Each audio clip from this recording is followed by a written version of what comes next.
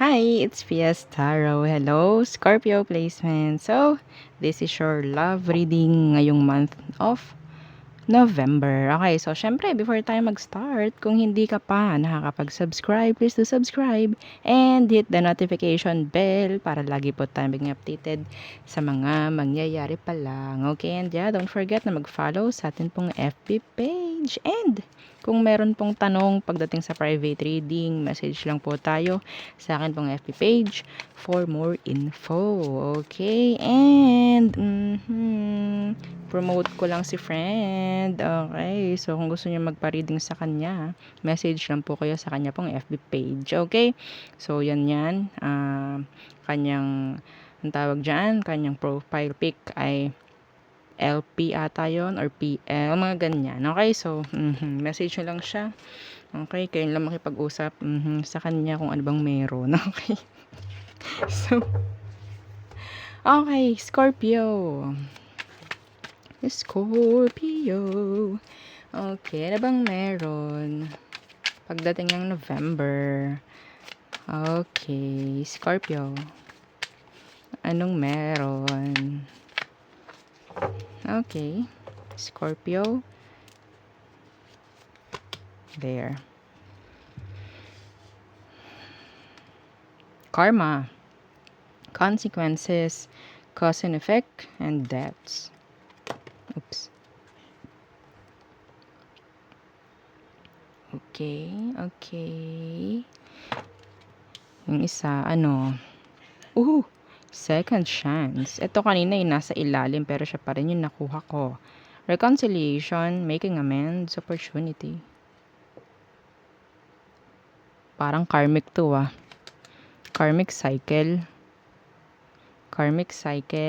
Scorpio. Yes. Nandiyan pa rin, like nakatali pa rin. Okay. So, tingnan natin. Some of you, ito specific ha. Meron ditong pwedeng makipagbalikan by November, pero as a karma, hindi na sasabihin like, okay, balik ka na uli, or sabihin natin, ayoko na. Parang ganon. Kung kailan mo naisipan na maging okay na, whatsoever, maging tapat na, hindi na okay ang maging sitwasyon. So, karma. Okay? Mga ganyan. I don't know. So, tingnan natin ano bang meron. Ano bang situation meron ang mga Scorpio? Anong meron? Current. Okay, current. Current situation. Okay. Yeah, the 7 of Wands. So, meron ditong parang, ang tawag dyan, nagtaboy. Okay, may tinaboy dito. And, yeah, the 5 of Swords. Yes. Parang okay, ayoko na nito. Conflict na masyado. Like, ang dami nating sakit sa ulo. Pagdating dito sa sitwasyon natin ito, ayoko na. Avoid na natin to. And yun. Yeah. Yeah. Meron ditong pwede ring nagpapapansin or nagme-message pero binablock or hindi na lang pinapansin talaga. Like, ini-ignore. Trying to avoid. Okay? Meron ditong kailangan kitang alisan dahil complicated, masyadong delicate. No, like, masyadong komplikado kapag nandito ka. Parang ganun. Okay, aso namin nagdadrama. Masyadong nagdadrama. Okay. So, tingnan natin. Ano bang meron sa person na to? Okay. Oops. Okay. Ano bang meron sa person na to, Scorpio? Some of you, ina-avoid nyo ang sitwasyon dahil komplikado nga. Okay? Pero, ang hirap alisan. Yes, ang hirap alisan. Anong meron sa taong to, Scorpio? Anong meron? Description. If ever. Okay. The 3 of Pentacles. Some of you, pwedeng ka-workmate mo to, kasama sa trabaho, or whatsoever, business mo, mga ganyan. The Sun in reverse. This is your ex. Nasasabihin kong nilagay sa third party. This is a third party situation. Itong taong 'to nilagay ka niya sa third party or ikaw ang naglagay sa kanya sa third party. This is specific. Ha? I-deny ito, itinago ito, nakakapagod yung sitwasyon yung dalawa. Wala eh. Magkarelasyon kayo nitong taong 'to or nagkarelasyon kayo, patago. Specific yun. Patago ang relasyon yung dalawa. Emosyon, tingnan natin. Ano emosyon ng taong to? Pagdating sa'yo, Scorpio, anong emosyon niya? Okay, the Emperor in reverse and the Knight of Cups. Okay, so sabihin natin gusto niya like to make amends, mga ganyan, pero duwag. Okay, meron siyang gustong i-offer pero naduduwag. Parang ganyan. Okay, yeah. Meron siyang like sabihin natin gustong gawin nga, maging responsible, pero naduduwag. Kulang sa plano, mga ganyan. Okay? So, I think meron tong kagustuhan na mag-offer pagdating sa'yo. Okay? Pero yun nga lang, some of them ha, pwedeng may kinakasama na. Kaya hindi mangyari-yari. Okay? So, ano bang meron? Pagdating sa emosyon mo sa kanya, Scorpio. Oops. The Fool in reverse. Okay. And, ooh, yeah. Yahoo! Scorpio. Yes. Alam mo, no? Oo, iba sa inyo alam nyo na nilalagay kayo or nilagay kayo sa third party kaya in-avoid nyo na to dahil masyadong komplikado. Masyadong komplikado pero nandyan pa rin siya. Like totally like pabalik-balik. So ito nga karma and second chance. Like hindi maalis-alis. Parang siya yung karma mo. I don't know. Okay? I don't know bakit ganon.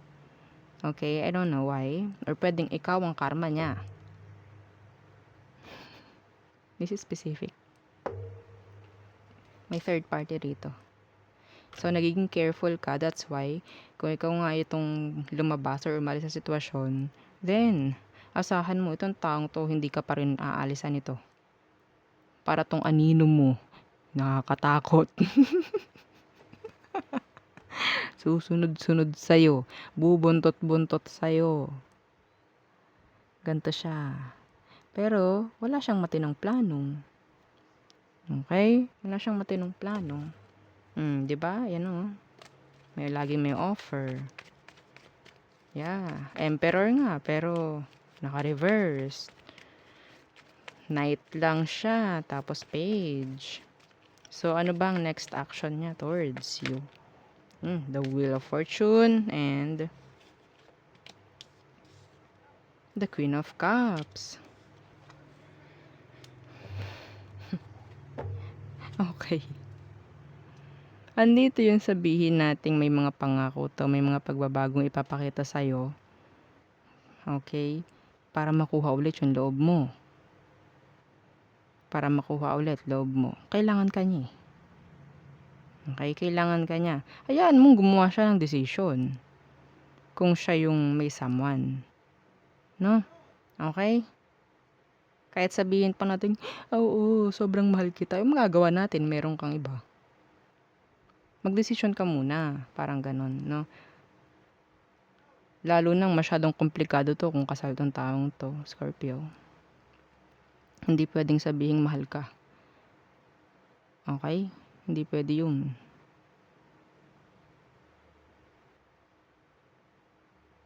Ang hirap nito. Hindi pala mahirap. Nasa sayo yan eh. Okay, nasa sayo yan. Kung paano mo aalisan. Kahit anong pagpupumilit niyan, basta't alam mo kung anong dapat. Walang mahirap. So, tingnan natin. Ano bang advice for you, Scorpio? Advice for Scorpio, please. The Five of Wands. Yeah, bigyan mo siya ng challenge. Okay, the Five of Wands and the Eight of Pentacles in reverse. Yeah. Ikaw, ang gagawin mo, Hindi mo kailangan na ikaw ang mag-pursue dito. Okay, hayaan mo ikaw ang i-pursue. Mga pababae, mga palalaki, kung alam nyo kayo yung nasa tama. Kung alam nyo itong person na ito is may kinakasama or kung whatsoever, no? At alam nyo na mali, ang lupitan siya, ang konekan siya, tulungan nyo na lang. Okay? Tulungan nyo. Paano tutulungan? Hindi layuan mo. Hayaan mo siya na gumawa ng plano. Kung sa tingin niya kaya niyang mamili, mamili siya. Huwag niyong hahayaang open kayo. Kasi hindi ito mamimili. Binibigyan niyo sila ng what? Oo, ng pakaramdam na comfortable sila. Like, okay, pwede pala kaming ganito. Hindi na ako mamimili. Ba't ako mamimili? Nakukuha ko naman pareho. Diba? Huwag niyong bibigyan to ng kalayaan na maging comfortable. Ha? Lalo na Oo, iba rito alam nyo na inilalagay kayo sa third party. So, kahit sabihin natin gusto mo to, humihingi ng second chance. Wow! Free! Single! Oo, at humihingi yan ng second chance sa'yo. Scorpio, wow! Diba? Nagpa single. Itong person na to. Hoy, person! Medyo, medyo makapal no? Oo. No? Kung ganun yung mga linyahan mo, no? Gusto mo pagbalikan kay Scorpio, ikaw pa humihingi ng another chance. Ay, wow. Ano ka? Chicks? No? Okay, so ikaw, Scorpio, siya yung pag-anuhan mo. Like, siya yung pag-pursuin mo. Like, kailangan ko na makita yung effort mo dito. Okay? Kung kailangan mong magdesisyon, kung kailangan mong mamili ka. Kung talagang gusto mo si Scorpio, kung talagang gusto mo si Scorpio, edi mamili ka. Ayokong pumasok sa ganitong sitwasyong napaka-komplikado. Lalagay mo ako sa conflict? Excuse me. 'Di ba? Dapat ganun. Yes. Mahirap man, syempre, para sa iba sa inyo. Mahirap. Alam niyo naman kung anong tama, matanda na tayo. Matanda pa kayo sa akin. Yung iba. Ha? Okay, real talk lang. Okay? Hindi na tayo bagets. Baka yung isip lang ang ibagets. Iwasan nyo, sa mga tao diyan na talagang sumusuporta pa rin at talagang pumapasok pa rin sa third party. Wag niyong gawin 'yun, no? Wag niyong gawing option lang yung sarili niyo. Wag niyong gawing ang tawag diyan, side dish. Okay, Scorpio. So there, yun ang ating reading for you. Okay, so thank you. Bye.